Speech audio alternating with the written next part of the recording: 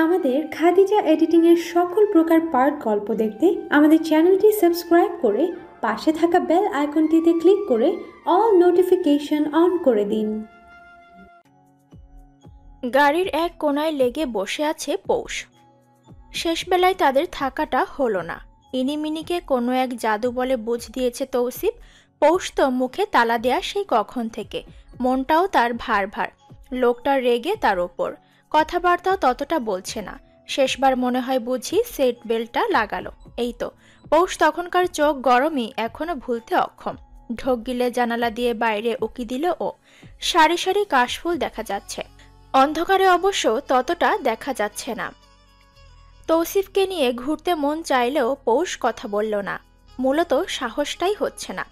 এক মনে ড্রাইভিং করছে তৌসিফ, তার নজর সড়কে, একটুও হেরফের হয়নি। মনোযোগ সম্পন্ন ড্রাইভিংয়ে হলেও তার ধ্যান আছে পৌষের ওপর। চুপচাপ থাকার মেয়ে পৌষ না। তখনকার ধমকে এখনো থমকে আছে ও। তৌসিফ ভেবে নিল বাসায় গিয়েই মানিয়ে নিবে, সেটা মুশকিল কিছু না অবশ্য। গাড়িটা বাড়ির সামনে থাপতেই তৌসিফ নামলো। দারোয়ান এসে আগে ভাগে পৌষের সাইডে ডোর খুলে দিতেই বেরিয়ে এলো পৌষ। সোজা হাঁটা দিল ওপরে। তৌসিফ সেদিকে নজর দিয়ে ফোন বের করে কাউকে কল লাগালো। কথা বলতে বলতে হাঁটা দিল উপরে। রুমে এসে পোশাক বদলে বারান্দায় চলে এলো পৌষ। শরৎকাল চলমান, শারদীয় বাতাসে বুনো এক গন্ধ। বাড়িটার চারপাশে গাছগাছালিতে ভরপুর। কৃষ্ণচূড়া গাছটা নজর কাড়ার মতো বটে। রাতের আকাশ পানে তাকিয়ে পৌষ। মেঘগুলো ফুলা ফুলা, ঠান্ডা বাতাস বইছে। হঠাৎই বৃষ্টি বৃষ্টি একটা ভাবও বিরাজমান। তবে আদৌ বৃষ্টিপাত হবে কিনা বোঝা দেয়, ঠিক যেমন বোঝা দেয় তৌসিফ তালুকদারকে। এবছর কাশফুল দেখা হয়নি পৌষের। প্রতি বছরই এ সময় হেমন্ত সব ভাই বোন নিয়ে বিকেলে বেরিয়ে যায়। দুপুরে রোদ গড়িয়ে যখন বিকেল, তখন থেকে সন্ধ্যা অবধি ওরা কাশবনে ঘোরে। পৌষের অবশ্য দিয়াবাড়ি যাওয়ার ইচ্ছে ছিল, যা কোনোদিন পূরণ হয়নি। ইনিমিনি এতদূর যেতে পারবে না। ওদের নিয়ে সর্বোচ্চ সারিঘাট অবধি যায় হেমন্ত। সেখানেই সারা বিকেল ঘোরে ওরা। খাল জাতীয় জায়গাটাতে নৌকা ভাড়া করে চড়ে বেড়ায়। এবছর বুঝি ওই আনন্দটা মাটি চাপাও যাবে। কথাগুলো ভেবেই ভেতর থেকে চাপা শ্বাস ছাড়ল পৌষ। সম্মুখে রাখা কেদারায় গা এলিয়ে বাইরে তাকিয়ে রইল। পুকুর ভরা কচুরিপানা ছিল, যা আজ নেই, হয়তো পরিষ্কার করালো। নৌকাটাও আজ একদম এই সাইডে কিনারায় বাঁধা। পৌষ ততটা ভাবল না। দেখা যাবে তৌসিফকে কিছু বললে দিবে আবার এক ধমক। এমনিতেই লোকটা রেগে আছে। যদিও পৌষ নিজের দোষ স্বীকার করে, তবুও অবুঝ মনটা বড়ই লোভী। সে আহ্লাদ পেলে আহ্লাদী হয়ে ওঠে। এই যেমন তৌসিফের প্রেম সুধা পানের পর থেকে তার মনে গভীর লোভ জাগ্রত হয়েছে। নিজের দোষ জানা সত্ত্বেও অভিমান জমেছে মনের কোণে। এই অভিমান তালুকদার বাড়ির ছোট ছেলে ছাড়া কেউ ভাঙাতে পারবে না।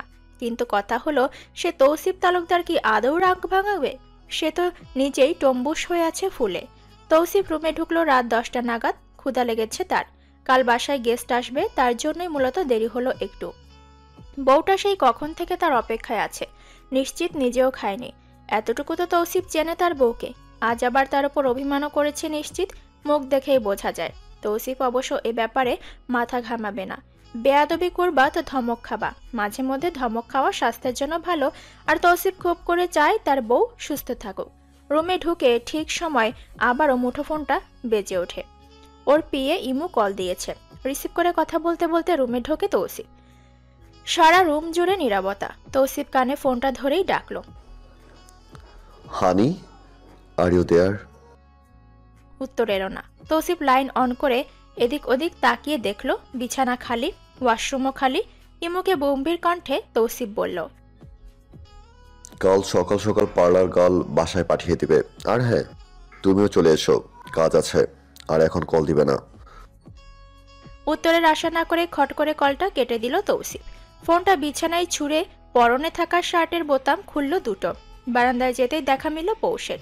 রেলিংয়ে মাথা ঠেকিয়ে ঘুমাচ্ছে সে। দীর্ঘ শ্বাস ফেলে সেদিকে এগিয়ে গেল তৌসিফ। ঘুমন্ত ক্লান্ত মুখটার দিকে তাকিয়ে রইল প্রিয়ঙ্কাল। নিজের অজান্তেই হাত চলে গেল ওর মাথায়। পৌষের চুলে হাত বুলিয়ে দিতে দিতে ক্ষীণ শব্দ করে ডাকলো তৌসিফ, তোতা পাখি উঠবে না? ডাকটা শুনল না।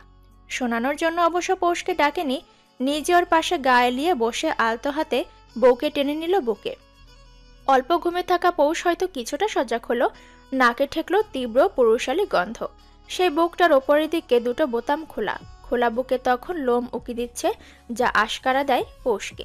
সে মুখটা ঠেকায় উন্মুক্ত স্থানে, বুকে মুখ গুজে চুপ করে রয়। তৌসিফ বউকে নিজের সাথে জড়িয়ে ধরল, কিছুটা শক্ত করে, কিছুটা নরম হাতে।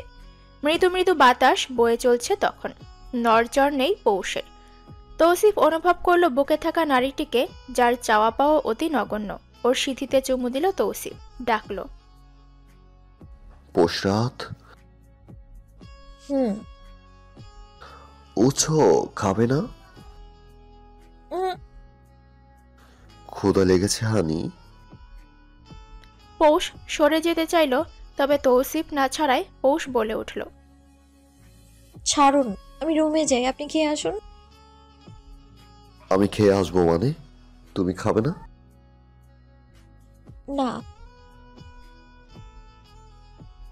ক্ষুধা নেই। মিথ্যা কাকে বলছো? সত্যি। চুপ। অতি ঠান্ডা ধমক। পৌষ সরে যেতে চাইল, তবে ছাড়া হলো না তাকে। এক টানে নিজের ওপর নিয়ে উঠে দাঁড়ালো তৌসিফ।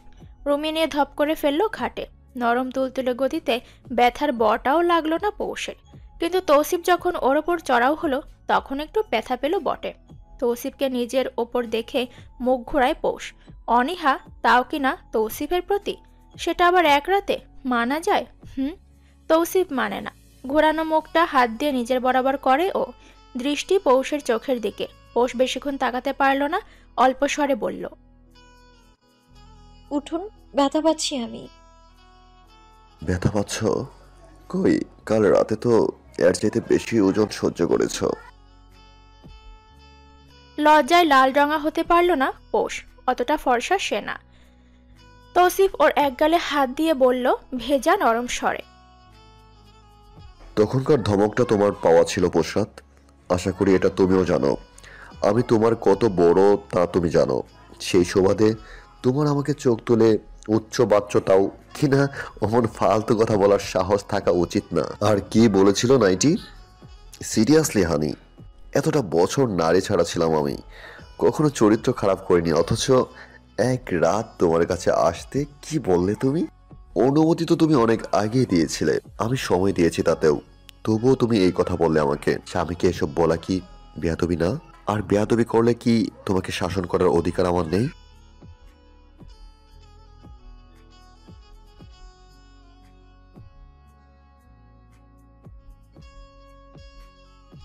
টলমলে চোখ দুটি দিয়ে তাকিয়ে রইল পৌষ। ওর দোষ তো ও জানে, তবুও মনটা বড্ড বেইমানি দেখালো আজ। তৌসিফ যে এতটা হার্ট হয়েছে তাও বুঝতে পারেনি। বুঝলে অন্তত নিজে অভিমান করে থাকতো না। তৌসিফ ওর ওপর থেকে সরে যেতে নিলেই পৌষ আটকালো। তৌসিফ অবশ্য ছাড়িয়ে নিল। বিছানা ছাড়তে নিলেই আচমকা পেছন থেকে জড়িয়ে ধরে পৌষ। পিঠে চুমু দিয়ে ক্ষীণস্বরে জানায়, সরি। তৌসিফ উত্তর দেয় না, অথচ ওর ঠোঁটে চোরা হাসি। তৌসিফের উত্তর না পেয়ে হতাশ হলো পৌষ। লোকটা কি বেশিই রেগে আছে? পৌষ ওকে ছেড়ে সামনে এলো। শার্টের বোতামগুলো খুলতে খুলতে বলল, ফ্রেশ হবেন না? তৌসিফ নিরুত্তাপ। ওর উদাসীনতা আঘাত করে পৌষকে। ওর জামাই যে একটা ধরিবাজ তা ধরতে পারে না পৌষ। জামাই তো, তাই এর মন মানাতে এত কাজ করছে। শার্ট খুলে দিতে হাঁটু গেড়ে বসে পৌষ। তৌসিফের শু আর মোজা খুলে রেখে আসে। তৌসিফ ততক্ষণে ওয়াশরুমে। টাওয়াল হাতে দাঁড়িয়ে থাকে পৌষ। কপাল একটা, জামাই কি মান ভাঙাবে? উল্টো জামাইয়ের মান ভাঙাতে হবে পৌষের। তৌসিফ বের হতেই টাওয়াল এগিয়ে দিল পৌষ।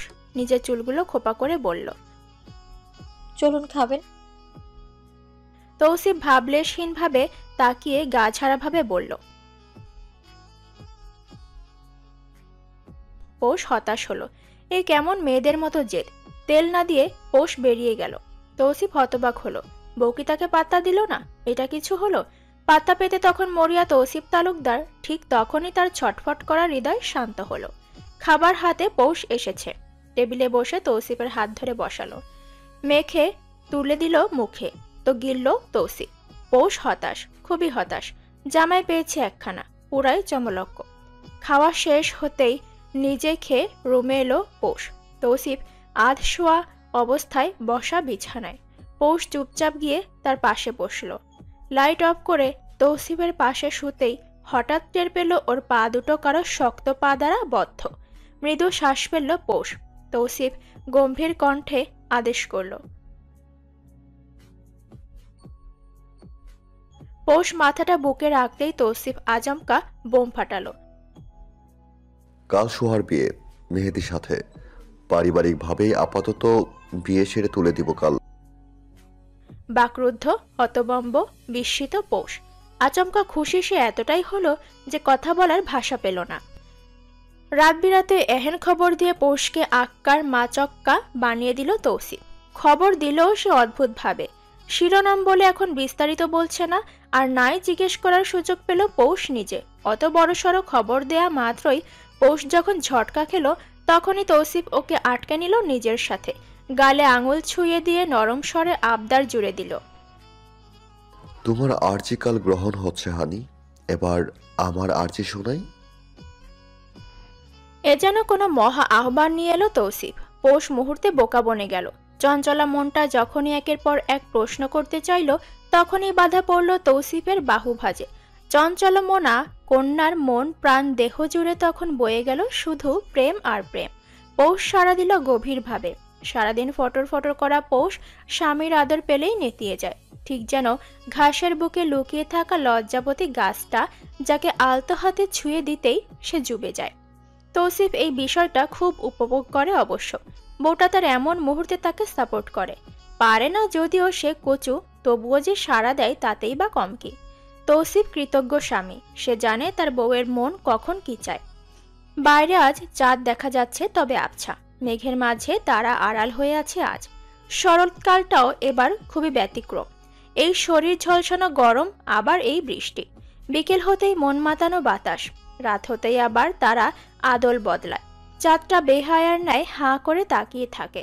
আবহাওয়ার উষ্ণতায় যখন হাজারো প্রেমিক স্বামী তার প্রিয়তমার প্রেম সুধা পানে ব্যস্ত, তখনই চাঁদটা উকি দেয়। তার নজর থেকে আড়াল হতেই বদ্ধ ঘরে প্রেম বিনিময় ঘটে। বলা তো যায় না, ঝলসানো সে রুটির মতো দেখতে ভরাট চাঁদটার যদি নজর লেগে যায়। ফিসফিস করে কানে শব্দ এলো পৌষের। চোখ দুটো লেগে আসতে চাইল বারবার, কিন্তু ঘুমানো গেল না। তৌসিফ দিল না অবশ্য। পৌষ মুচড়ে সরতে চাইলেও লাভ হলো না। শক্ত বুকটার মাঝে সে খুব জটিলভাবে আটকে আছে। তৌসিফ আচমকাই ওর কপালে চুমু দিল। ছোট্ট একটা শ্বাস ফেলল পৌষ। তৌসিফ আদুরে ভাবে জড়িয়ে ধরল ঠান্ডা উষ্ণ দেহটা। গভীরভাবে আলিঙ্গন করে আদর মিশ্রিত স্বরে জানতে চাইল, খারাপ লাগছে? উহুম। আচ্ছা। বললেই ওর বুকের মাঝে ঘুমাতে চাইল। তৌসিফ চেয়ে রইল ওর পানে। এতটা ভালো ওর কপাল, তা যেন বিশ্বাস হতে চায় না। ভাগ্য বড্ড সহায় হয়েছে ওর ওপর। প্রথমবার জীবনে ধোঁকা খেয়ে তৌসিফ কিন্তু মোটেই ভেঙে পড়েনি। পুরুষ মানুষ সে, শক্তভাবে গড়ন তার। সামান্য নারী ধোঁকা তাকে ভাঙতে সক্ষম নয়। অথচ কপাল গুনে এই পৌষ পেয়ে গেল ও। ছলনা, কপটতা বা কলুষিত মন কোনোটাই তার নেই। সে প্রেম বোঝে, শুধু একাকিত্ব বোঝে। সবসময় তোতা পাখির মতো কথা বলা পৌষটা কোথায় চুপ থাকতে হবে তাও বোঝে। পিয়াসী থেকে একদম ভিন্ন তার বুকে থাকা তোতা পাখিটা। এমন না তৌসিফ তুলনা করে, আসলে তুলনা করা সম্ভব না। তবে ওই যে মস্তিষ্ক, এটা বারংবার তৌসিফকে জানায় সে কতটা অন্ধকারে ছিল। টাকা পয়সা সুখ কি না দিল, তবে ছলনাময় রইল না। মূলত তার সুখ সয়নি। তৌসিফ তাচ্ছিল্যের সাথে বলে উঠল, কুকুরের পেটে ঘি সহ্য হয় না। আধ ঘুমে থাকা পৌষের কানে ঢুকলো না। ঘুমটা যেন ফুস করে উড়ে গেল। টেনে কোনো মতে চোখটা খুলে বলল, আমি ঘুমাইনি, জেগে আছি। কি করব? আচমকা কথায় তৌসিফ ভ্রু কুচকায়। মস্তিষ্ক ধরতে পারে না হঠাৎ কি হলো। যখনই বুঝলো পৌষের কথা, তড়িঘড়ি করে ওর মাথায় হাত বুলিয়ে বলতে লাগলো, তোমাকে বলিনি আমি honey, I was just recall something, nothing related to you. ও। ছোট্ট একটা উত্তর দিল পৌষ, যা সন্তুষ্ট করতে পারল না তৌসিফকে। ভেতরেই আচমকা খারাপ চিন্তা এলো। ভুল বুঝলো কি ওর পৌষ ওকে? পৌষ উঠতে চাইলেই তৌসিফ পেছন থেকে ধরে। পৌষ আস্তে করে বলে, পানি খাবো। পাশ থেকে এক গ্লাস পানি ঢেলে দিতেই তৌসিফ জিজ্ঞেস করলো, ক্ষুধা লেগেছে?